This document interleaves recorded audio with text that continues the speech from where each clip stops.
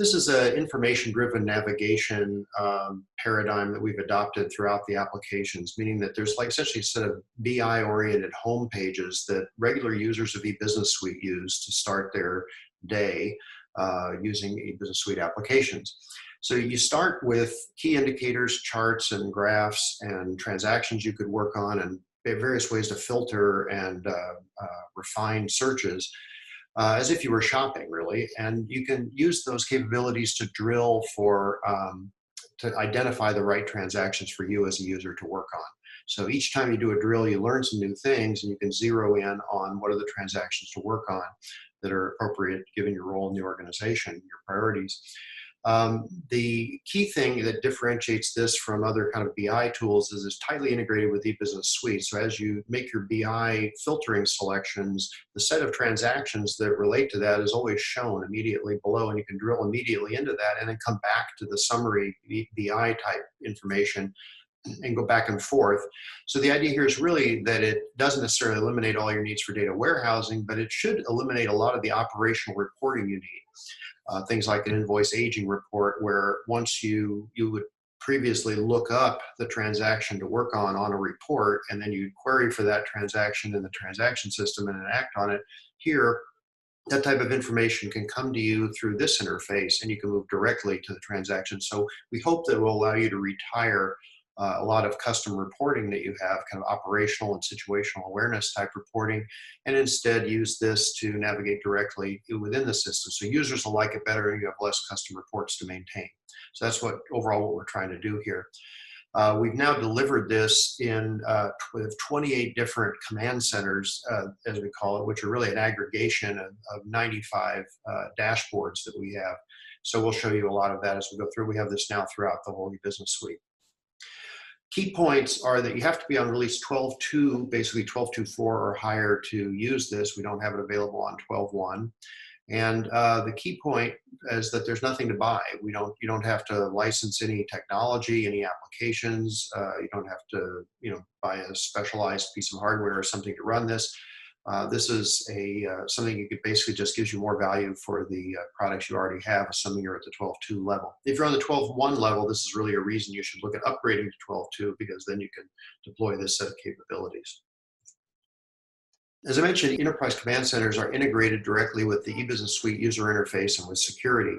So what this means is, as you navigate back and forth between the BI dashboards and the transactions that you can see in the transaction system and the data that you can query for in the dashboards is all restricted to the security that applies to you given your role in the organization. So if you should only see certain cost centers or certain operating units, that all automatically applies to the transactions and to the data that's being calculated here for you to look at. So you're always in context.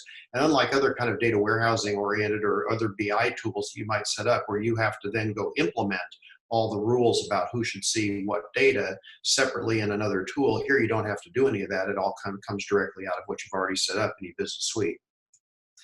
Now, of course, you're going to ask, can I customize this? Can I add data elements that are unique to my business, my organization, bring those in either to the key indicator calculations or as filter criteria to search for transactions? And the answer is yes, you can. This is all very easily customizable and extensible. You can change the charts and the graphs. You change the chart types. You can add new charts and graphs. You basically do everything very easily to customize the dashboard itself. And then if you want to add additional data elements to the underlying collections that are supporting all this information, you can do that as well. So let's talk about what we've done for you lately. What we've introduced in March of 2020 is 6 new command centers and a total of 23 new dashboards. And then there are many command centers in the existing dashboards where we made enhancements as well. So in addition to functional new development along those lines, we have a number of things we've added to the framework that then applies to all of the different dashboards that we have. So by popular demand, we've added saved searches and export to Excel, 2 things I'll highlight for sure, as well as descriptive flex field support.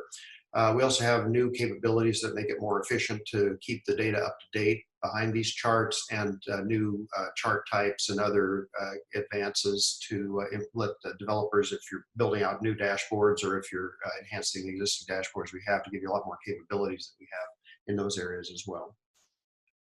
So let's jump into what we've done for you in financials. Here, the interesting, we've done some work around the period close that applies to both payables and receivables. Done some things that are very valuable for handling leases, and we have an incentive compensation command center as well. So let's just jump in. In the payables command center, the idea of the payables command center is that it helps you not pay any earlier than you have to, but not be late because you have things on hold, be able to foresee how much you're going to be obligated to pay under the invoices that you've already processed, so understand your cash flow. And what we've added just recently is a dashboard to help you identify accounting events that are going to be or accounting treatments that are going to be a problem for getting through the period close. So we'll show you that in a moment. On the receivable side, the idea is to help you collect money more effectively from your customers, to foresee your day sales outstanding, to resolve bottlenecks and analyze your payment trends, recognize problems, and get things off of hold and so forth, just to expedite your receivables processing. And again, in this area, we've added sort of a companion to what we did in receivables, which is to identify, companion to what we did in payables, which is to identify receivables transactions where the accounting might not be correct and it might impact your period close. So let's take a look at this whole idea of improving the period close process across payables and receivables, showing you the payables dashboard case. So here we start out with the dashboard and we have 3 open periods. So let's decide to work just on our first period, the January period. So now the data is filtered down with the January filter. And by the way, you'll always notice on the left side there, this navigation, or the refinements section over on the left side reflects the filters that we've applied so far. So we picked the January 20 period now at this point. And what we want to do is look into draft accounting. So these are the places where either the users or the system, based on rules that have been set up, has derived accounting treatments. And you as the accountant are looking at that to see if you think that's correct. So and then once it goes from draft, you can approve it and goes into a final accounting state. So these are things that if there's something wrong, might hold up your period close. But now you can proactively look at these things that are in draft accounting state. And there's several different accounting event types. You have credit memos, invoices validated, payments being created, but it looks like most of the draft accounting we have is in the credit memos area. So let's go ahead and take a look at that. You click on this chart, and it restricts to the draft accounting events that relate to credit memos. Now, a new feature we added in Framework in this release, if you look at where the little finger there is positioned, you can actually expand this chart. So if you have a lot of rows you want to look at, you can do it all at once. You click on that little expansion icon there, and you get to see the whole screen is taken over now by just looking at the extensive set of rows. So now what the business scenario is here is that you're basically processing credits to suppliers. Just suppose they were supposed to send you 100 or something, but you only received 95. So now you need a credit back from that invoice for the 5 that you didn't receive. So when we process that credit, the accounting for that should normally debit a liability account, usually a payable to supplier type of account, because we owe the supplier a little less money than we'd originally recorded. But you can see up here we have an unusual accounting event, payable to bank. So normally that wouldn't be the right thing to have on a credit memo when you have a supplier situation like we described. So we're going, well, wait, but that looks like a problem. So let's click on that. And we get right down to the individual transaction here, where it is where we can see the payable to bank in the credit memo area. So the next thing you say is, well, I wonder if we have payable to bank in this area, I wonder if we have that in some of the other accounting events. So we filtered down to credit memos before, but let's actually take that filter off and now zoom back out to see whether we have payable to bank in other accounting event types. So as you see from where the finger is positioned there, you're going to remove the filter on credit memo validated. And when you do that, now we see that there's actually are other transactions where this error has occurred. We have payable to bank now in a number of different areas. So now that's a good time to use our new feature, Export to Excel. So we can click Export, and give that a file name. And here's what that looks like. We have a spreadsheet now that has all the detail of those transactions. What you probably do at this point is give that to your accounting supervisor to go do some diagnostics, because we're trying to find like which user maybe needs training because somebody made a mistake, or maybe there's something in the accounting rule set up where we're defaulting that automatically in some context, and we have to get to the bottom of that issue. So you as the user aren't the person who necessarily in this case is going to resolve all of these problems. So it gives you a chance to give an export of Excel for diagnostic purposes and give it to the right person who can track this error down. So that was actually a really useful search. We might want to come back and do that again. So this actually highlights another feature we added in the ECZ framework, which is saved search. So actually I can give that search that I'm in right here in this screen a name, draft journals with the wrong account, and I can save that. And then later on, I can select the save search under the search bar and say, okay, I'm gonna run that search again. And when I do that, I come back. Now this is later on, and we've corrected these events. You can see some of those actually have disappeared as events that have that error present. So save search, export to Excel, expanding the rows. Those are three of the key framework features we added. And you can see how useful those are just from this little demo that we did. So let's transition on now beyond the period close set of capabilities to handling some leasing issues. So here the news as of 2019 is that we have to follow new accounting standards for how we handle the lease transactions that we have. We have to put our leases, operating leases, onto the balance sheet. So if I lease a copier, I lease a car, whatever I lease a piece of construction equipment, I have to have that now. The liabilities for future payments as payables or as a liability on my balance sheet, and a right of use asset is put on the asset side of my balance sheet. And then we have to do accounting entries against those balances. So that's all new just in the last couple of years here. So we have a capability that does that. If you're just a customer financials, you're entitled to use some functionality from our property manager application that supports all of that accounting. And you can just go and use that for your equipment leasing requirements that you have.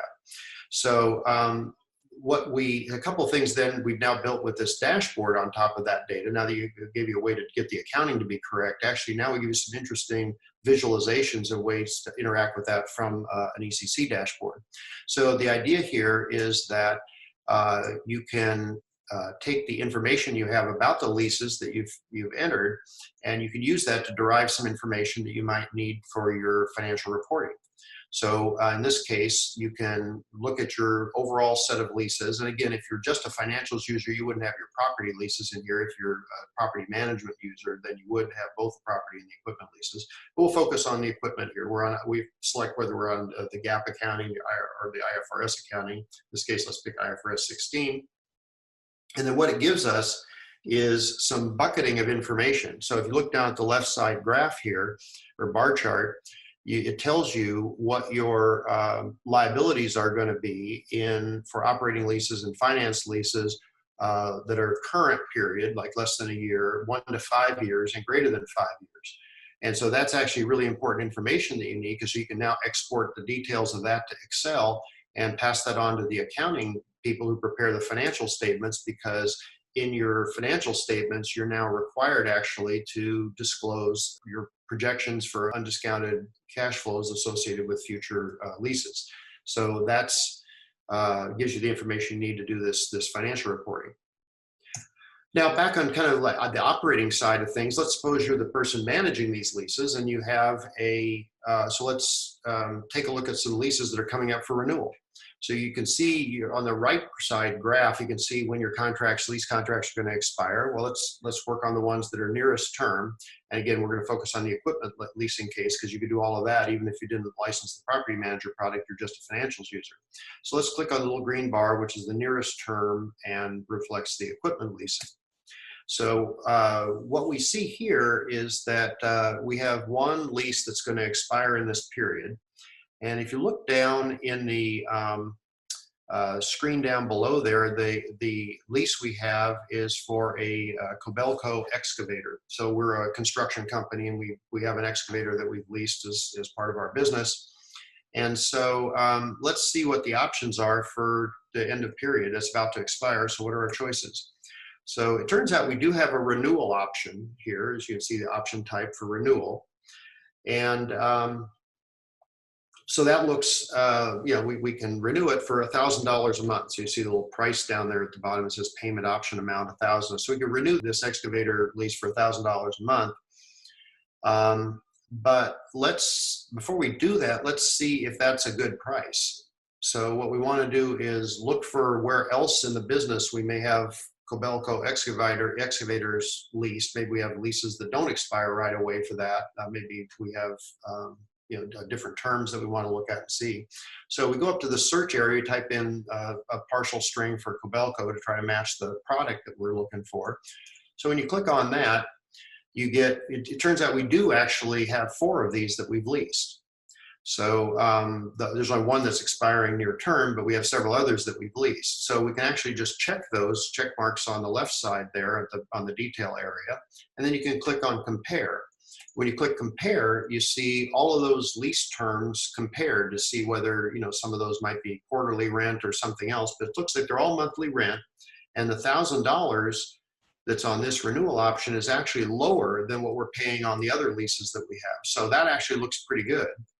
So when we come back here, we say, all right, that's good. Let's accept this renewal. So you click on amend, and of course you go directly to the transaction system from here. And you have an option right there on the screen to extend the term and submit that. So now we've extended the term of our lease on favorable terms for our excavator. So what we just covered was a discussion of the equipment leasing scenario, which is applicable to all financials customers.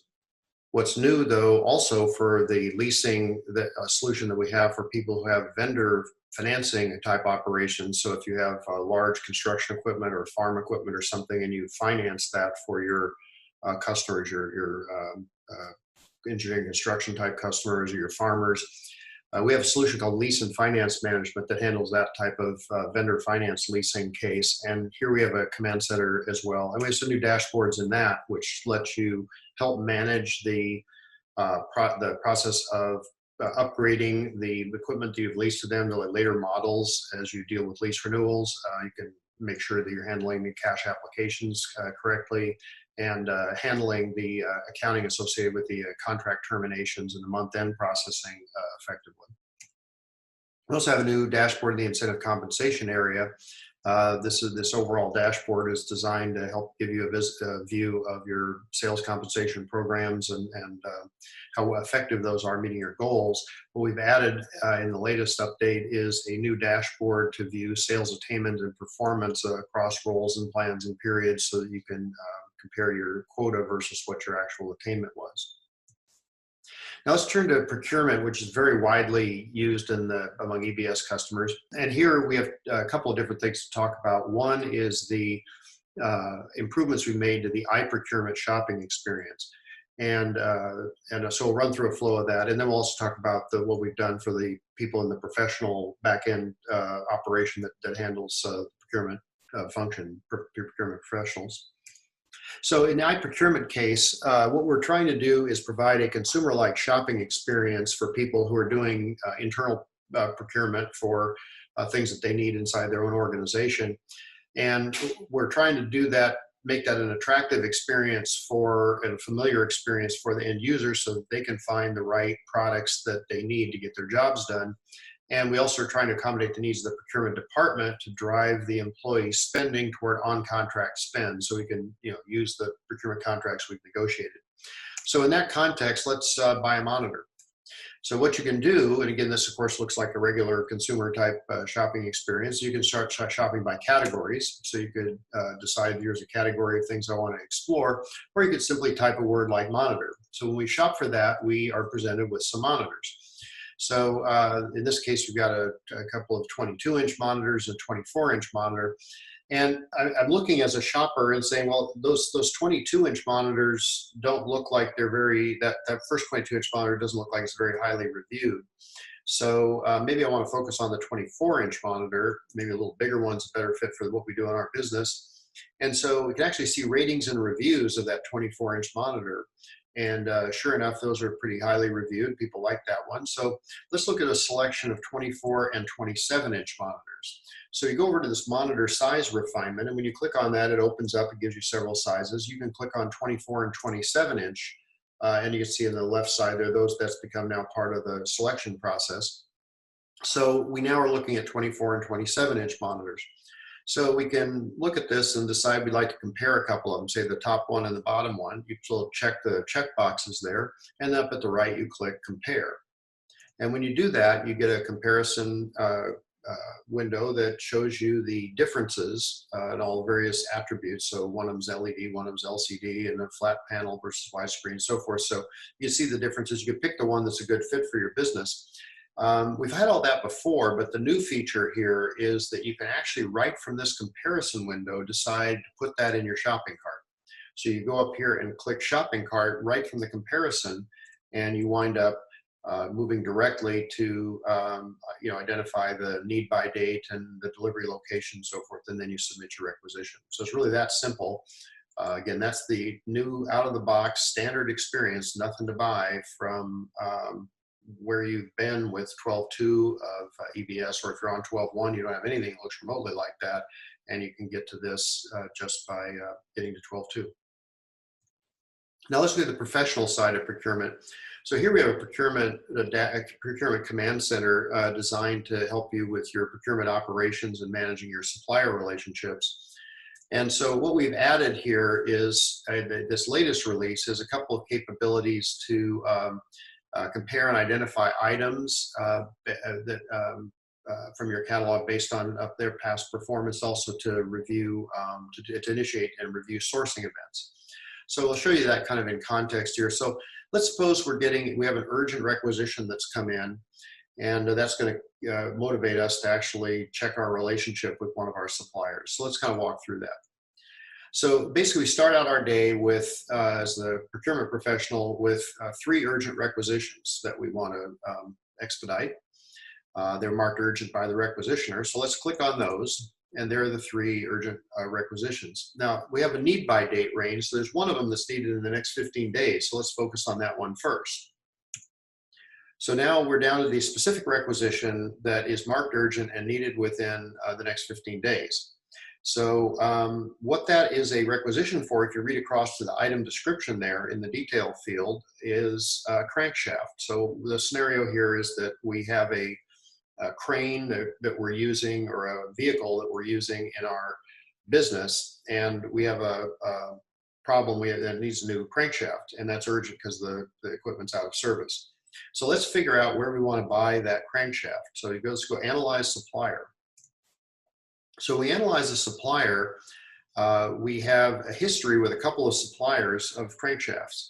One is Advantage Corp, and if you look on the left side bar chart, we've seemed to have spent a little less with Advantage Corp than we have with the other supplier, Allied Manufacturing. And with Advantage Corp, all of our spend has been off contract, and the Allied we have some on contract spend. If you look at the right side, it looks like our spend with Advantage Corp's been going up a little bit. Our spend with Allied's been going down a little bit. So that's good background, but what we really want to look at is the supplier performance. So if you see up the performance tab where the pointer is, we're going to click on that and see how all these suppliers have been doing. And when you do that, what you see here is we've got dimensions of quality and delivery. Everything is always a choice among delivery, quality, and price. So in this case, the key thing is that this is an urgent requisition. Something's broken and has to be fixed. So at this point, we're not so focused on a little incremental difference in quality. We really want the supplier that's going to hit delivery expectations. So we look at the little bubble chart there, and that turns out to be Advantage. So we can go down to where the pointer is, and we can click on Advantage there. And then from here, we can go into the document builder and then onto the purchase order, and we create a purchase order to buy our crankshaft from Advantage. So that was pretty simple to figure out the best supplier for a particular need, but it's not quite done, because actually that supplier, we remember, doesn't have on contract, so we've just done essentially off contract spend here in reaction to an urgent need. So let's go back now with our we'll move from procurement operations, where we see the contracts with the supplier, and we can see that we have an agreement. This is our existing agreements. We can basically see that we've had agreements in the past with this supplier, but that they're closed. So we don't have an open agreement we can buy on with the supplier.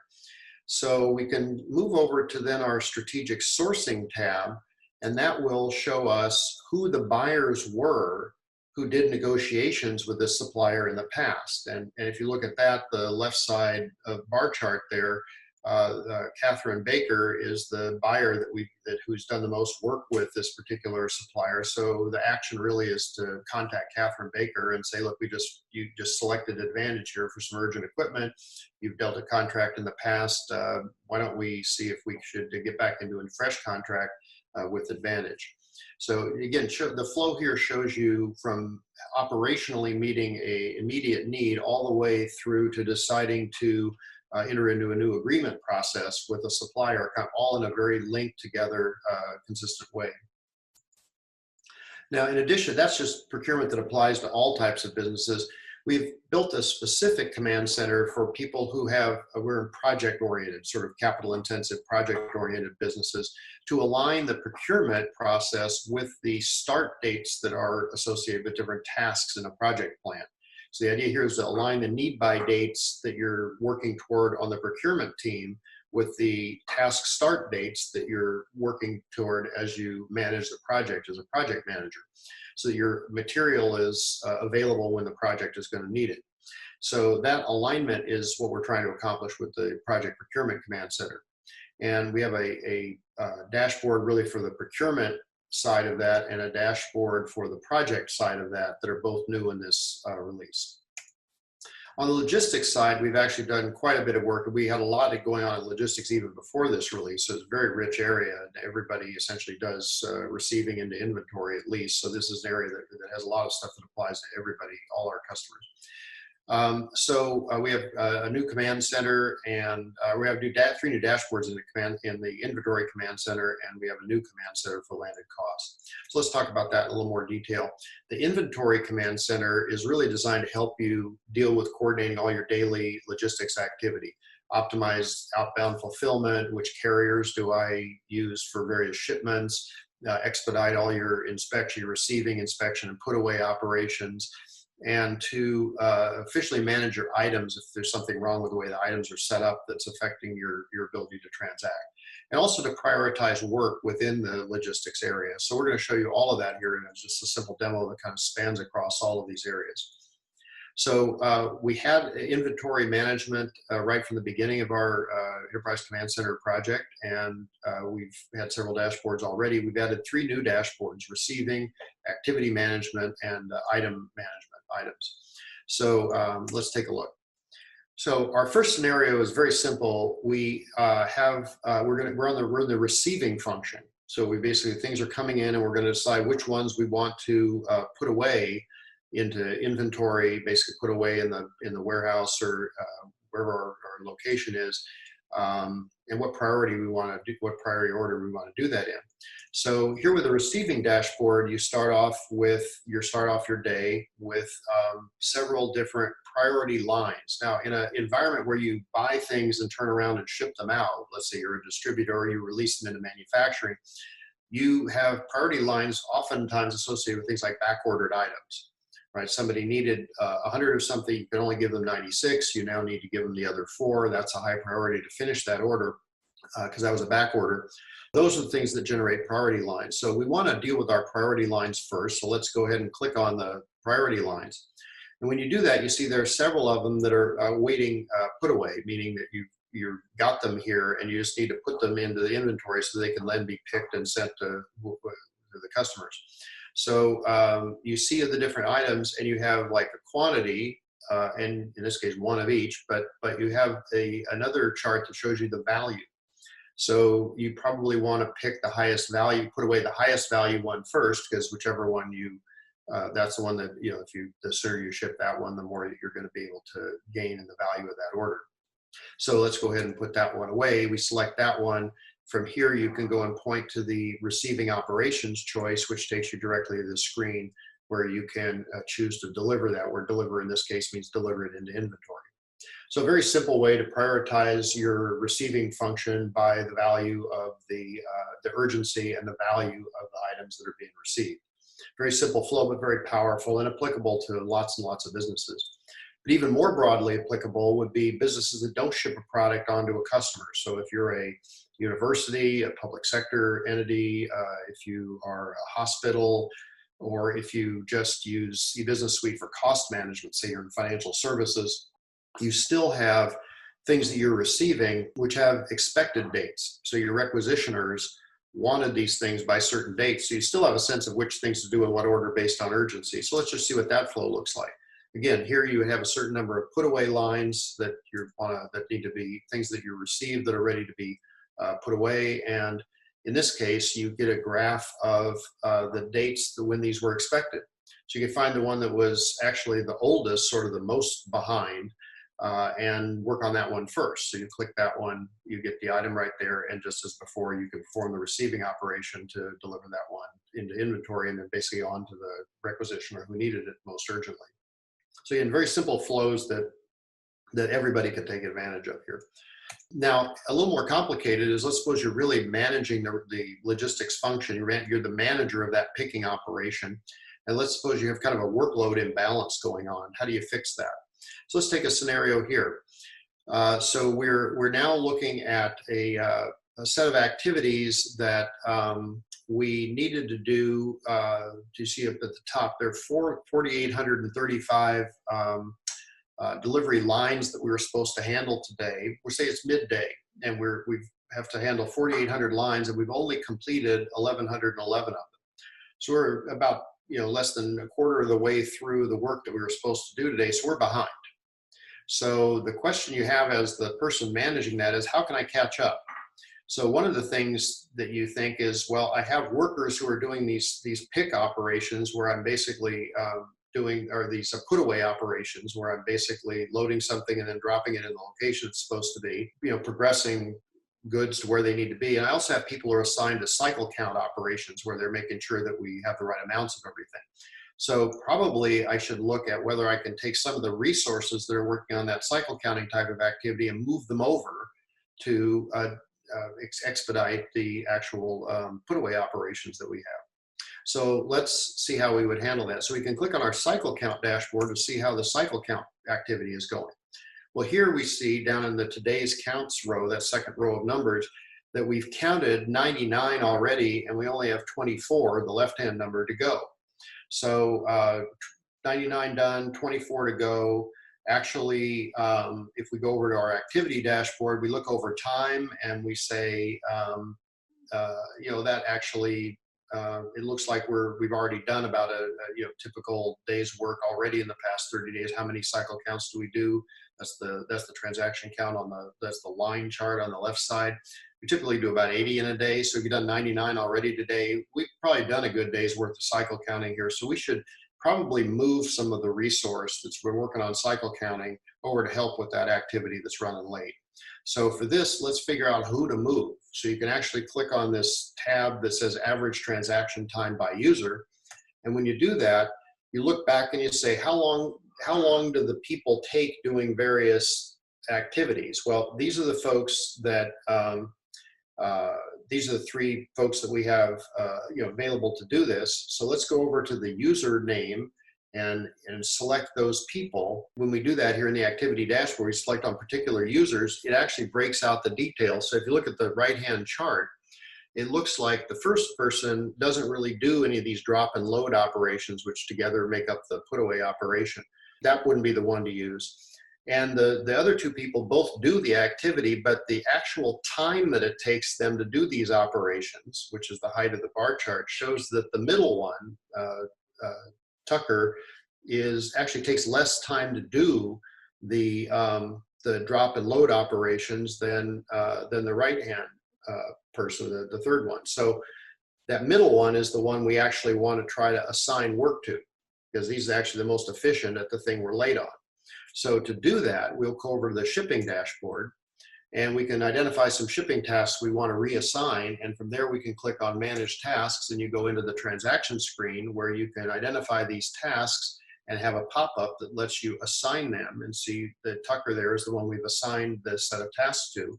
And then when we click Update, we've then moved the tasks that are to help catch up over to the person who is most efficient at doing them and move them away from his cycle count assignments.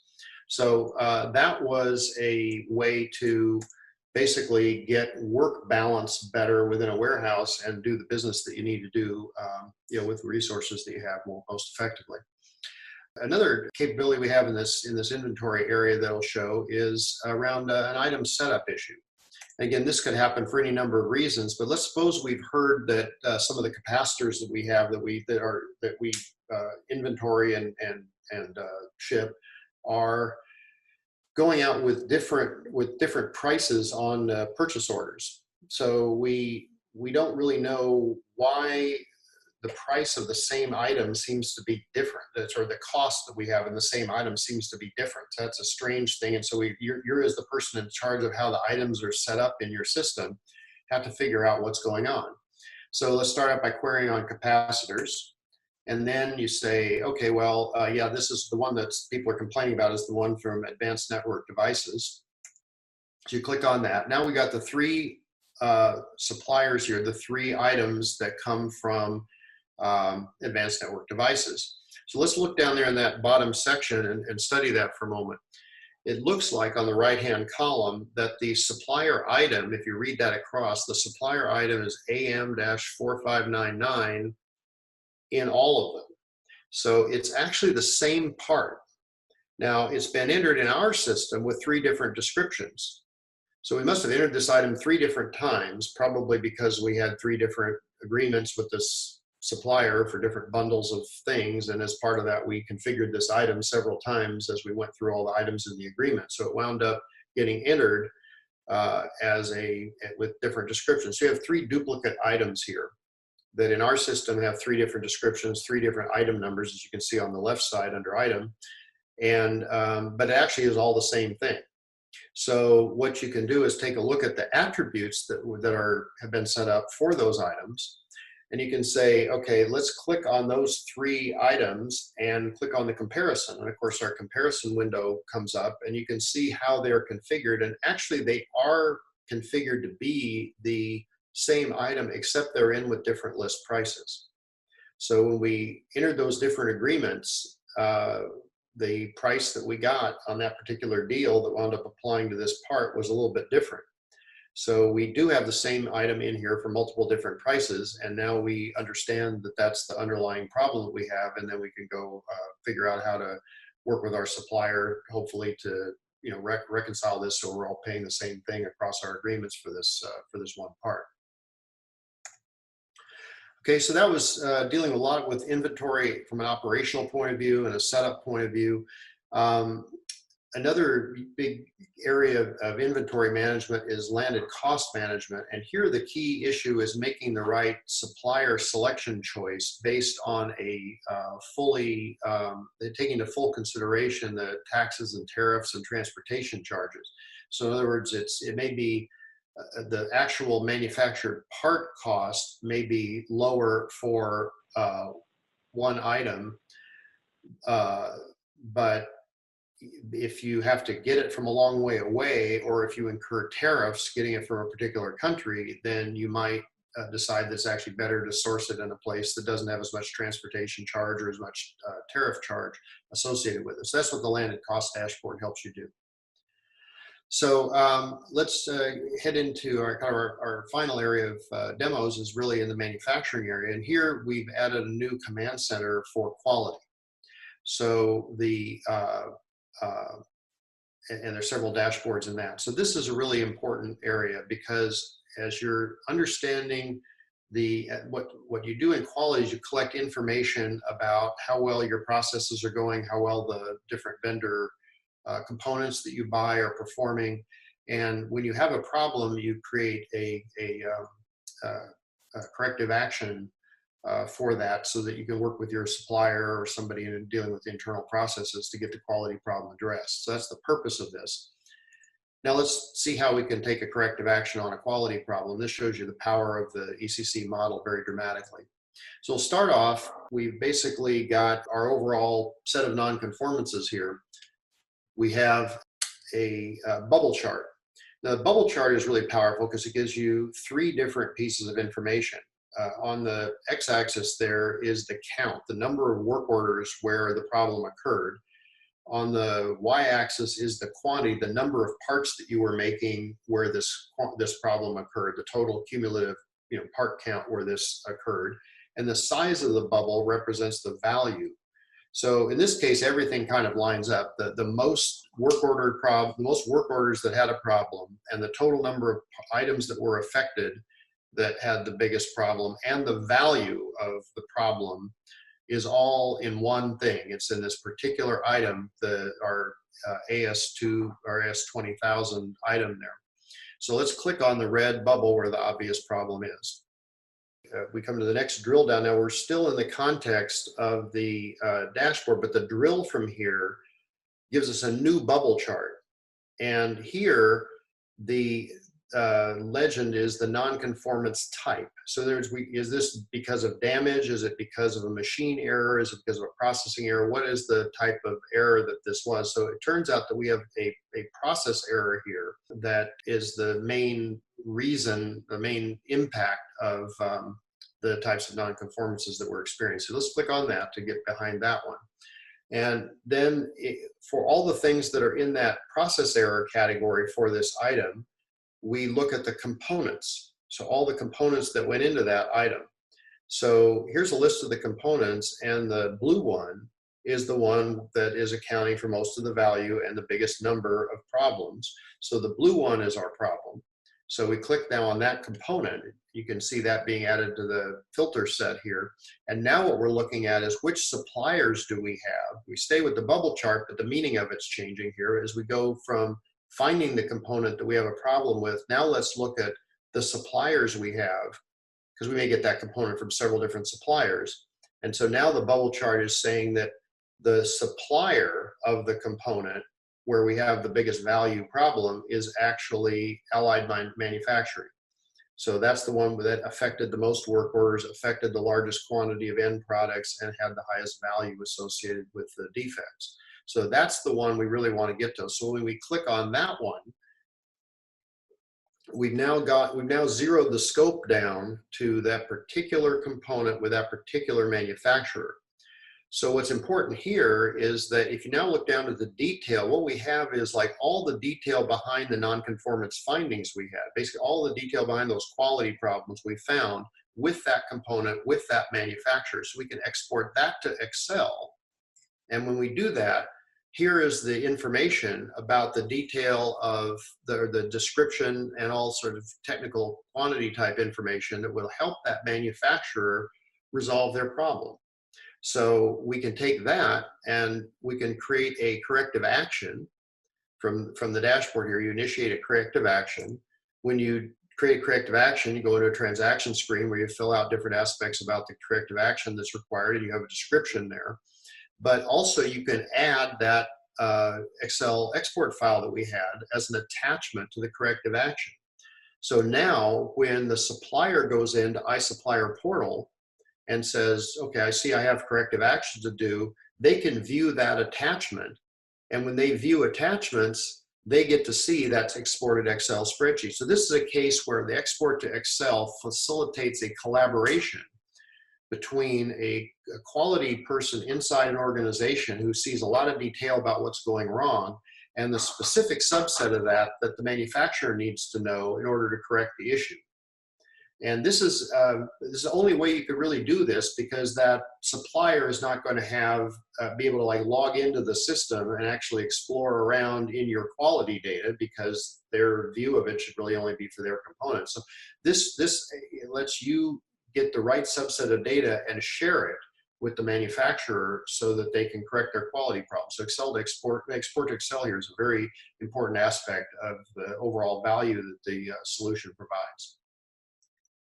Okay, so just to kind of wrap up the last couple of areas here, we have in the asset lifecycle management and service areas, we have a new command center for asset tracking. The asset tracking command center, which is designed to help you track the conversions that you do. As for example, if you're a cable company and you're providing set-top boxes to your customers, you begin capitalizing those set-top boxes when they're placed into service. And so you can track things that are capitalized on receipt. In other words, things that you capitalize when you receive them because you've placed them into service by as soon as you receive it and start using it, or capitalized on issue, which would be that set-top box kind of case where you have a bunch of set-top boxes, but you capitalize them once you place them into use. So managing that kind of transition process for your deployed assets is what this one helps you do. And then on the service side, we've actually had some dashboards and command centers in the service area before, but what's new is we have a field service command center, and then we have some new capabilities within the depot repair command center. So the field service command center, again, the idea with just about everything in service is to meet your SLA requirements, your service level agreements. So this will identify for the field service operation, situations where the task is in jeopardy of not getting, or the service call is in jeopardy of not fulfilling a service level agreement. So you can identify things that are maybe causing those delays in resolution and do zero down to the things you could do to expedite that performance. On the depot repair side, the whole purpose of this similarly is to basically be able to get the repairs done as efficiently with as little rework as possible and have the right parts on hand when you need them. So that's what this is trying to help you, help you do. What's new in the depot repair area is that we have an analysis dashboard for resolved service orders. So you can see how fast your different workers are going or how fast different service order types are getting processed. What the quality is of the repair, how many things come back for rework, and cost issues around past repairs help you understand how to manage the business better. We also have a new dashboard that faces the depot repair technicians, or we call it My Service Orders, to help manage the backlog and understand how you can handle your day as a technician more effectively. So with that, just in summary, we have a number of 6 new command centers, 23 new dashboards, lots of enhancements in all of the dashboards we had before, and new framework level capabilities like Save Search and Export to Excel, and the ability to see the full record set that are nice enhancements at the framework level. So where do I go for more information? As always, go to oracle.com/EBS for all your information about EBS, and you can get from there to everything that we want to make available to you to see. And in particular around ECC, you can get to a solution brief that basically describes the solution overall, as well as a quick start guide that helps you get quickly to the resources that you need kind of at a technical level. How do I install this? How do I handle internationalization? How do I use the new features to customize and extend and so forth? So all the information you need is linked off of this quick start guide. So with that, thank you very much. I hope you enjoy using Enterprise Command Centers and all the work we've done for you, and we'll see you next time. Thank you.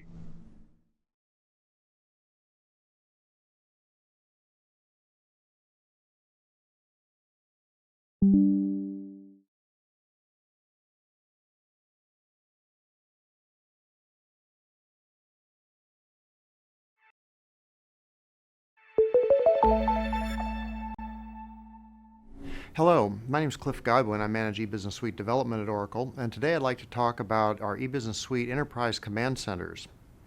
So what we're going to cover is first the paradigm. What do we mean by command centers and what's the idea here? We're going to talk a little bit about where we have introduced command centers across the eBusiness Suite, and then talk about some deployment considerations. So let's jump in and talk about what we mean by command centers. And the paradigm here is what we call information-driven navigation. So what do we really mean by that? It means that you're going to start your interaction as a user of eBusiness Suite with a screen that looks like a BI dashboard. It has key indicators and charts and graphs, and you can drill and browse around with that data to find the data that's interesting to you to act on. You have ability to do search, you have ability to apply filters and search refinements, and with each drill down, each choice you have of a key indicator, each choice you click on as part of a graph, the whole interface recomputes and recalculates based on that narrowing of the data scope that you've set. So you learn things as you ask questions. You get answers to the data, you ask another question, you see new information presented. So we call that having a conversation with your data. Every time you get an answer, it frames a new question for you to ask. And as you zero in on the things that are most important for you to work on, you always have a set of transactions that you can choose to navigate to so that you can take action based on what you've determined are the high priority transactions to work on. So today you would typically accommodate that need by having reporting. You have operational reporting. You may have reports on things that need to be expedited, invoice aging reports, things like that, that would indicate what are the transactions that are important to take action on. And then you go over into the transaction system and query one of those up and then take action.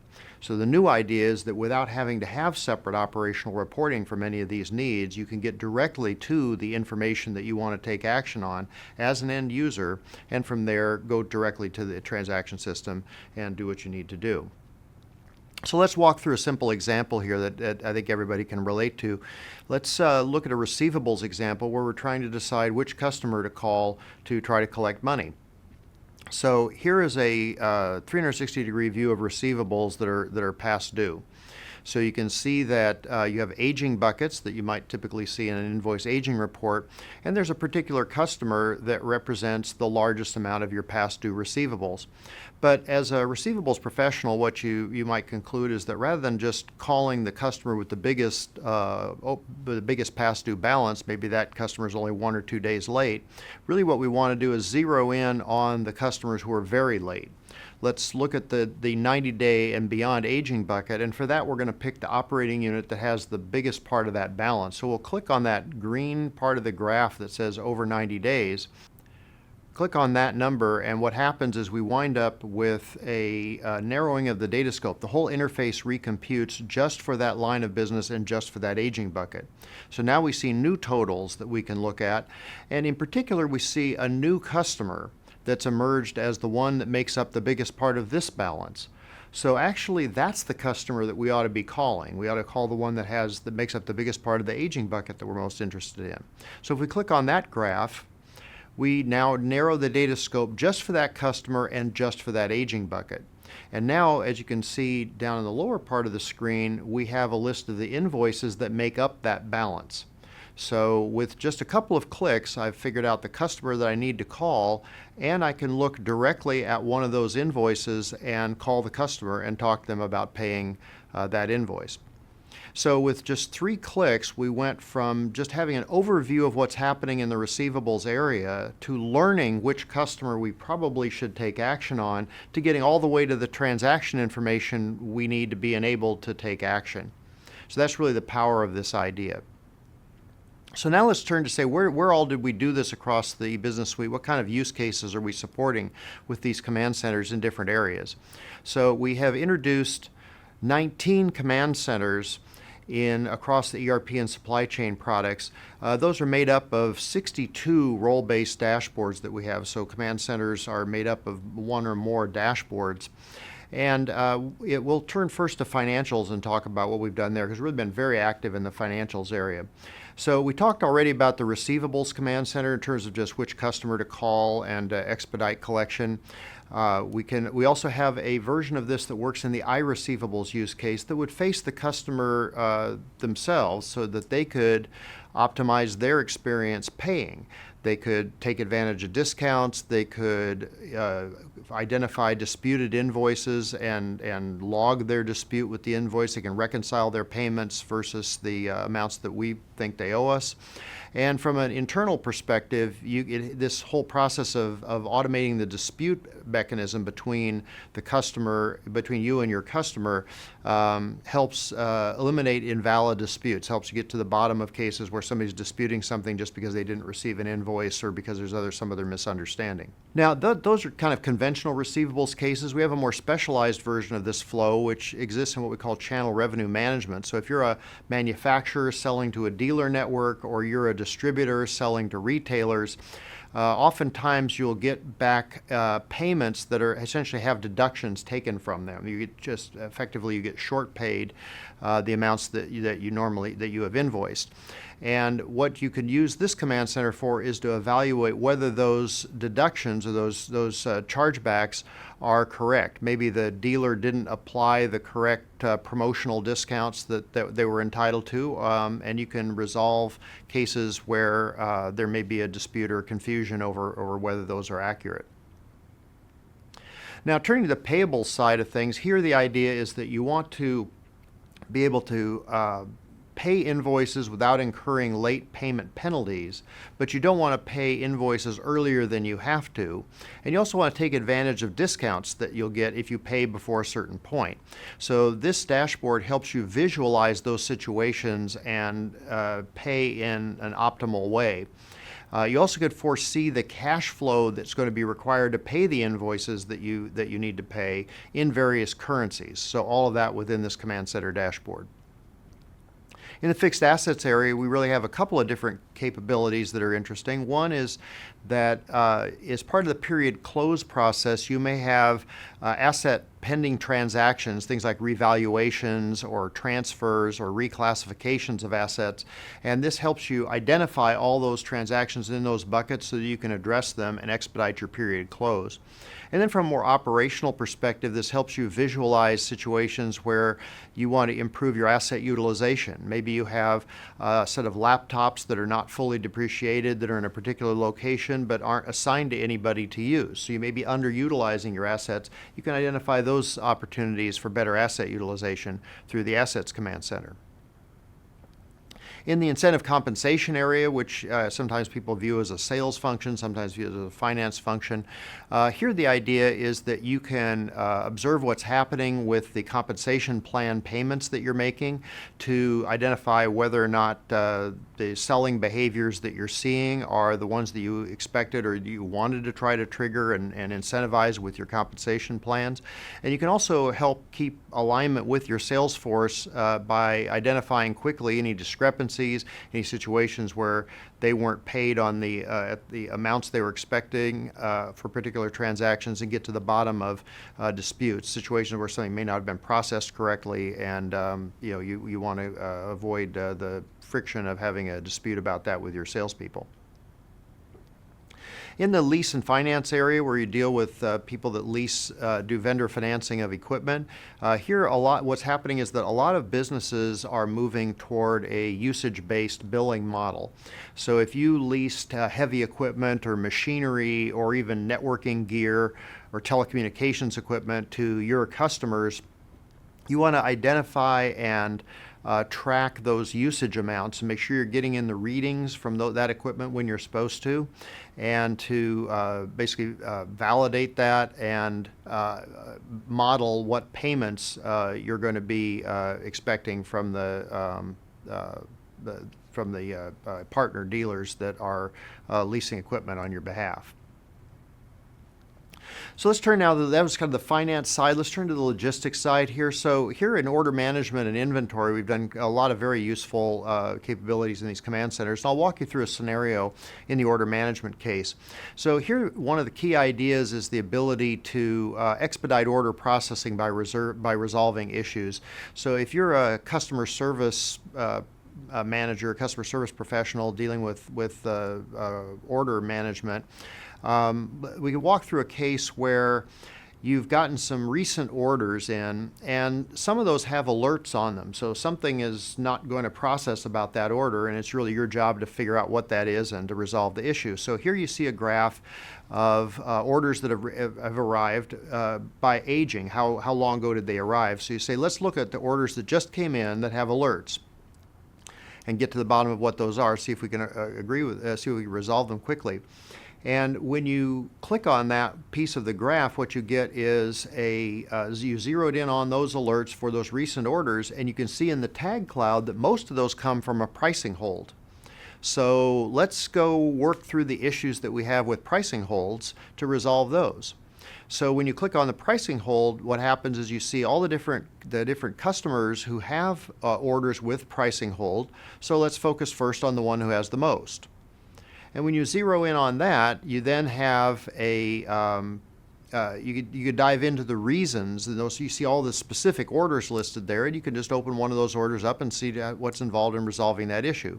So when you click on that order, you can look, then the transaction screen comes up, and you can see that there's actually a discount that the customer assumed was going to be applicable to that order, and maybe something happened where you had a promotion that was running for a certain period of time and the pricing rules have changed because that expired yesterday, but you got an order interfaced in that still reflects that discount. So you as the order management professional exercise the judgment. Are you going to honor that discount even though the order came in a little bit late for it technically? And if you decide that you want to do that, you can then just from this interface select the action to release the pricing hold to go ahead and ship the order at this price. Now in the inventory management command center, we have, this is focused on how to optimize shipments of orders. So if you have situations where orders are not shipping because you haven't optimized your carrier appointments, or the carrier came with the wrong size truck or something like that, you can basically reorganize the shipments to take advantage of the shipping capacity that's available. You can modify the shipments as you need to. You can also look ahead and calculate the weight and the volume that you're going to need at points in the future, so you can tender for freight carrier support for the right weights and volumes that you anticipate needing to ship in the near future. So again, the logistics area, order management and inventory focused really on delivering orders, shipping them on time, overcoming the administrative issues with releasing orders and so forth. Okay, in the procurement area, we've done one of the most exciting things that we have in this whole Command Center initiative, and that's really to improve the end user shopping experience for people doing requisitioning using iProcurement inside your organization. We have some interesting capabilities in projects and in contract lifecycle management as well. So let's turn first to that shopping experience. The whole idea of iProcurement is really to give the requisitioner inside your company a consumer-like shopping experience, something they'd be familiar with all the behaviors that they are used to from consumer websites where they shop on the internet. So we're trying to bring that kind of shopping experience to the end user, but from the company's perspective, it's not just to improve user satisfaction with the system, it's to steer that buying behavior toward on-contract spend. You want to steer their buying toward your best contracts and avoid the user coming up with requests for non-catalog items, non-contract items, other things that you don't have a good procurement contract around to take advantage of your negotiated discounts. So just to give you an idea of how this works, let's buy a computer monitor. So what happens when you're shopping for computer monitors is just like any consumer website, you see some pictures of the different choices you might have and some of the key characteristics about those. Now, like any consumer website, you have some search refinements you can select.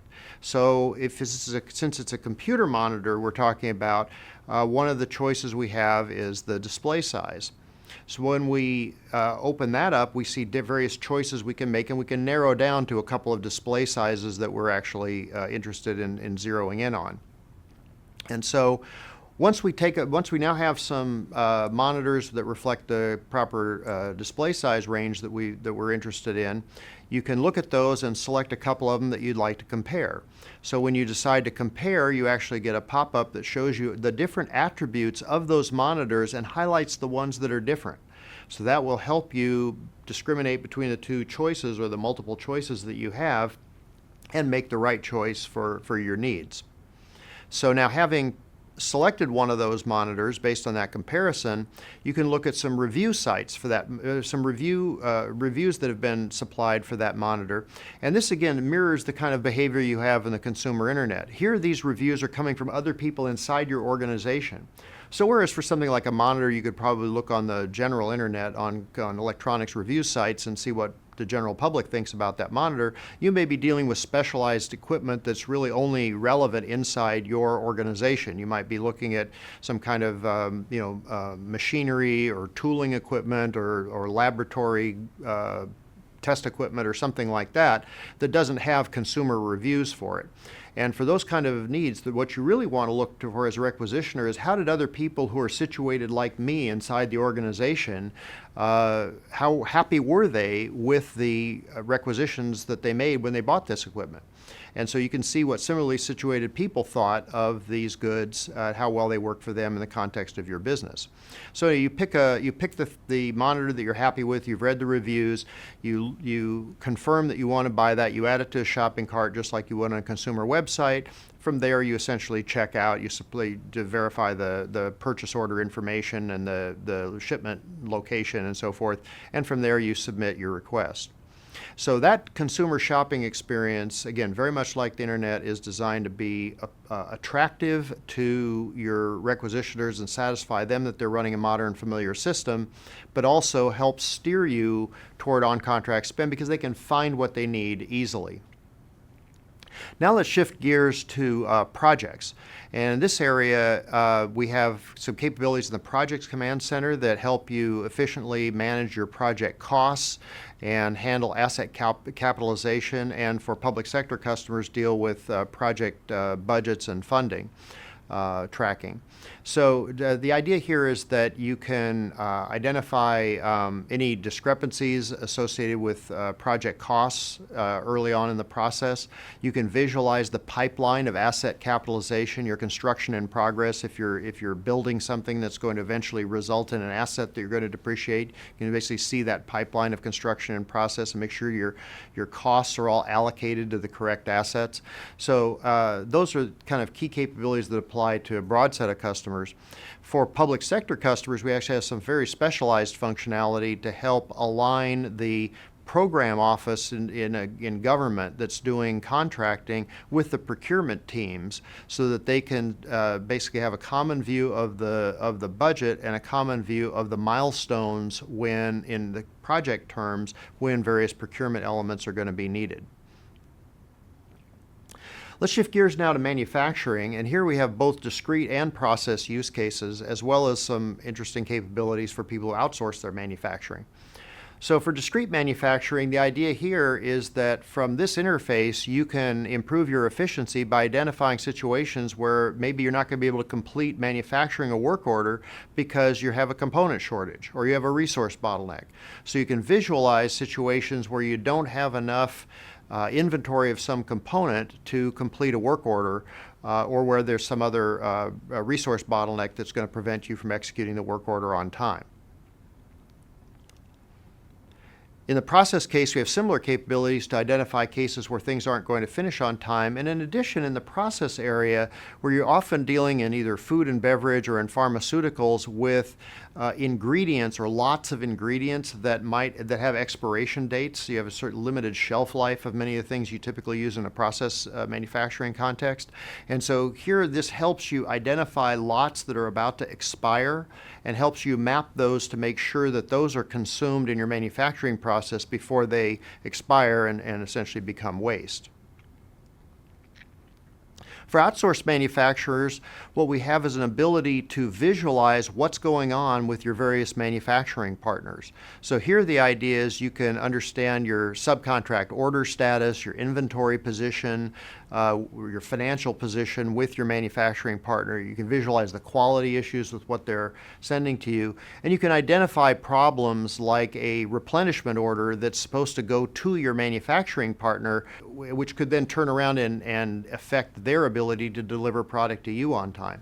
So if you're in a situation where you either manage their replenishment orders or you actually are the provider of some of the goods that they need in order to complete whatever the value-added manufacturing that they do, you can visualize those order problems and take action on them to reconcile them so that you keep the whole outsourced manufacturing process on track. Finally, in the manufacturing area, we have support for cost management. And what this really is to identify situations where, again, in the period close process, you may have transactions that are pending or haven't been costed for or accounted for one reason or another, and identify those things that might be impediments to closing your books on time. Get at those transactions and clear them up just to help you achieve the accurate costing and to close the books as efficiently as possible. In the asset maintenance and service areas, we've got several important use cases for you. In Enterprise Asset Command Center, we focus on helping you steer the maintenance activity toward assets that have the biggest impact when they're shut down. Things that, or when their maintenance is required. Those could be assets that require shutdowns in order to do the maintenance. Those tend to be higher impact maintenance requests than things that are just routine maintenance.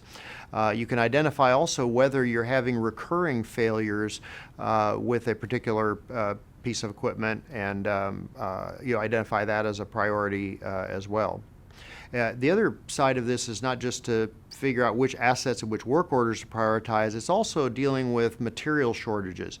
You can say, given my maintenance pipeline that I need to do, am I going to run out of replacement parts that I'm going to need for those maintenance activities? If you can see that in a week or two you're going to be out of some replacement part that you're going to need, then this gives you visibility so that you can order that ahead of time and make sure that you can complete all your maintenance activities on time. In the service contracts area, we help you identify through a variety of indicators service contracts that are coming up soon for renewal and ones that are, for various reasons, might be at risk for renewal. So the idea to drive your service renewal contract professional to focus on the areas that are both urgent and where there's risk to renewal, because that's where you want to add the value to identify quality issues they're experiencing or some other dissatisfaction they're experiencing, so you can interact with them and restore the relationship so that you get the service renewal to occur. And finally, in the service, in the area of actual field service execution, here the Command Center helps you visualize situations where you're at risk of not meeting your service SLA. If your tasks are going to cause too long a resolution time, perhaps you need a replacement part delivered and it's on a carrier, the carrier is going to be late. So that way you can focus on meeting your SLAs and the expectations people have of service from you. So that's a quick trip through 19 command centers across the breadth of eBusiness Suite. So again, whether you're running financials, projects and procurement, logistics, manufacturing, or assets and service products, we have front-ended the eBusiness Suite with these command centers to help you need less operational reporting and to help your users be more productive getting the information they need to be as productive as possible with the applications that they're running. So let's talk about a little bit about what it takes to deploy this. This is actually some of the best news about the entire initiative. These command centers are available to everyone running EBS 12.2.4 or higher. So we don't have these available for the 12.1 release. They do require that you, if you're on 12.1, that you move up to the 12.2 release level to get them. Importantly, there is nothing to buy here. There are no additional licensing costs either at the applications level or at the technology level. There's no special hardware that's needed. This is something that you would deploy into your EBS environment. I mean, you may need to buy an additional server to run this depending on your capacity situation, but there's nothing specialized about that that's necessarily required for this particular solution, and there's no licensing that's required. So you're entitled to use these products if you're on 12.2.4 for the users who are licensed for the base products. Importantly, this is integrated with EBS user interface and security. That means that the navigation is seamless between these dashboards and our conventional OA framework pages. And so you go back and forth between those things. There's nothing to configure. There's no dual sign-on or anything like that. It's all really baked in and part of the EBS transaction system. And importantly, it honors EBS security. So unlike any kind of conventional data warehousing project where you're moving the data to another system and you'd have to set up rules about who can see which information that parallel what you already set up in eBusiness Suite, with this approach, the command centers, you don't have to do that. We inherit automatically the security, both the limitations on what functions you can do and what data scope you can see based on the security that you've set up in eBusiness Suite already. By the way, I should say at this point, this command center's idea is not really intended to completely replace data warehousing. If what you're trying to do is bring in data from multiple different sources and federate that data together and do inquiries across data that came from two different systems, this is not going to solve that problem, and you still need to have your data warehouse. However, if to the extent that your reporting that you're doing is really based on data that comes directly from eBusiness Suite, especially operational type reporting where you're trying to find exceptions and priorities and stuck transactions and things like that, hopefully these command centers will eliminate the need for you to have very much of that kind of custom reporting. We have multilingual support, meaning you can take all the languages that you have in your instance and have a single installation of the enterprise command centers, and that will support all the languages that you're running in your EBS instance. And we have extensibility with the ECC framework in the sense that you can copy one of the dashboards that we have and you can modify the visual elements on it. For example, you could decide to drop the tag cloud because you're not interested in that. You could also expose additional data elements that you have from the EBS schema. Again, this is not a federated data warehouse type use case, but if you just have additional custom attributes that you're tracking, you can bring those in and expose those as either search refinements that you're going to let users filter on, or use them in key indicator calculations. So in summary, we have the information-driven navigation paradigm that lets you browse and drill and use consumer-like search and filters to get to the data that's important to work on and then go directly to those transactions. We've deployed that across 19 different command centers in eBusiness Suite. And you only need to be at the 12.2 release level to deploy this. There's nothing to buy, and you have extensibility using the ECC framework. Where do you get more information about this? You can go to the follow the links here that we have on the handout that's available for you that you can download. But you can also go to the EBS our EBS homepage, which is oracle.com/EBS, and from there navigate to the solution brief that describes essentially the information I just provided. And there's a quick start guide that kind of helps you get started, getting oriented to the different things you need to do to get the system up and going. And then from the support site, from My Oracle Support, we have a note here that actually has the complete installation instructions. So with that, let me thank you very much.